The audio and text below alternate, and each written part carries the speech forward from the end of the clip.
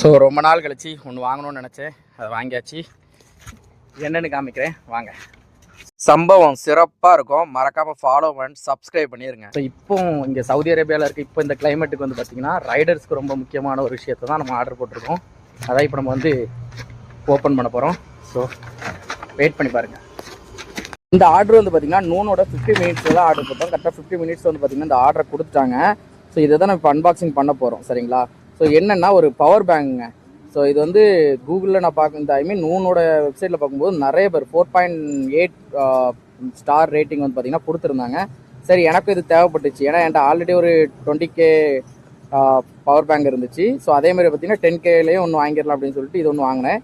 ஏன்னா இப்போ இருக்க அடிக்கிற கிளைமேட்டுக்கு வந்து பார்த்திங்கன்னா ஃபோனில் சார்ஜ் ரொம்ப ஸ்பீடாக இறங்கிடுது. 20K பத்த மாட்டேன்ட்டு.